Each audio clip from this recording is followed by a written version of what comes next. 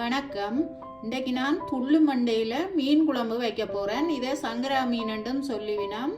அதை நான் இன்றைக்கு வதக்காமல் அரைச்சி வைக்க போகிறேன். வாங்கோ அதை எப்படி செய்கிறேன்னு பார்ப்போம். இதை வறுத்தரைச்சி வைக்கிற நாடி நான் கொஞ்சம் மிளகு, சின்ன சீரகம், பெருஞ்சீரகம் வறுத்தரைக்க போகிறேன்.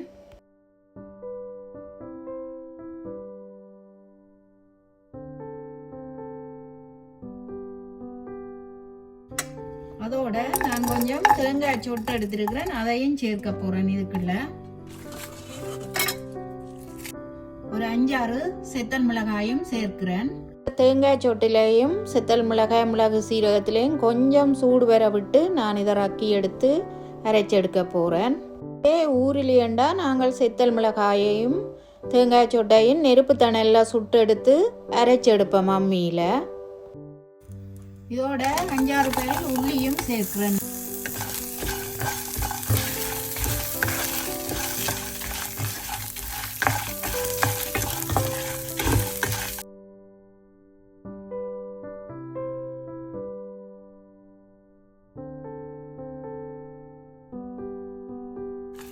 இந்த சீரகம், மிளகு, மெட்டது, செத்தல் மிளகாய், உள்ளி எல்லாத்தையும் ஊர்லேண்டா அம்மியில் நாங்கள் அரைச்சி எடுப்போம்.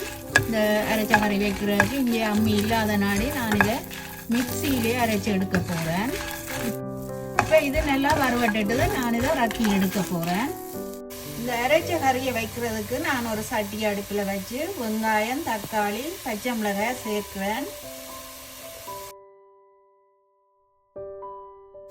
சேர்த்துட்டு அதுக்குள்ள புளி கரைச்சி வச்சிருக்கிறேன், அதை சேர்ப்போம். இப்போ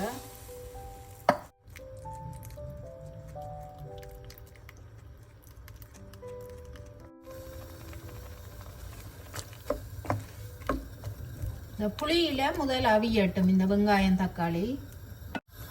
இதோட உப்பையும் சேர்த்து விடுவோம்.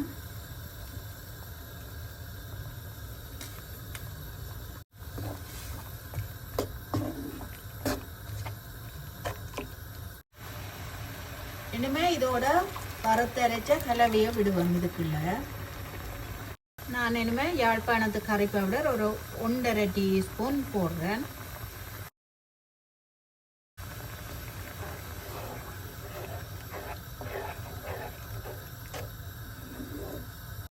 எல்லாத்தையும் கலந்து விட்டுட்டு நான் இந்த மீன் அவியறதுக்கு அளவான சுடு தண்ணியை இப்போ சேர்க்க போகிறேன்.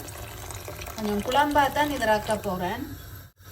சேர்த்துட்டு ஒரு கொஞ்சம் வெந்தயம் சேர்த்து விடுவேன். அதோட கருவேப்பிலையும் சேர்த்து இது கொஞ்ச நேரம் கொதிக்கட்டும். இந்த குழம்பு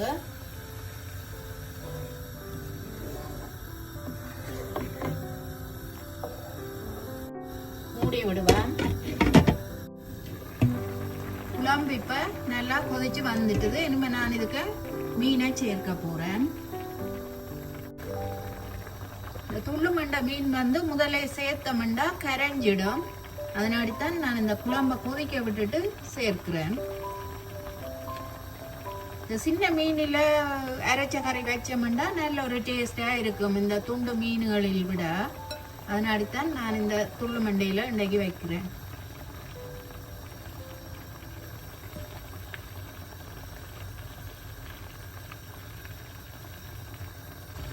அடுப்பை கொஞ்சம் மீடியம் ஹீட்டில் விட்டு கொண்டு நான் இதை மூடி கொஞ்ச நேரம் அவிய விட போறேன்.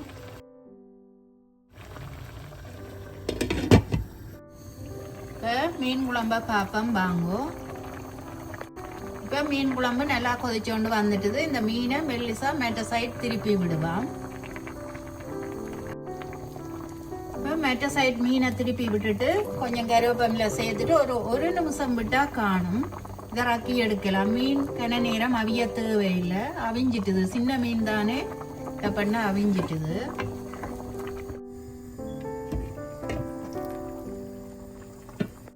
மீன் குழம்பு இப்ப ரெடி ஆயிட்டுது. நான் ரக்க போறேன். உப்பெல்லாம் காணும் வடிவா.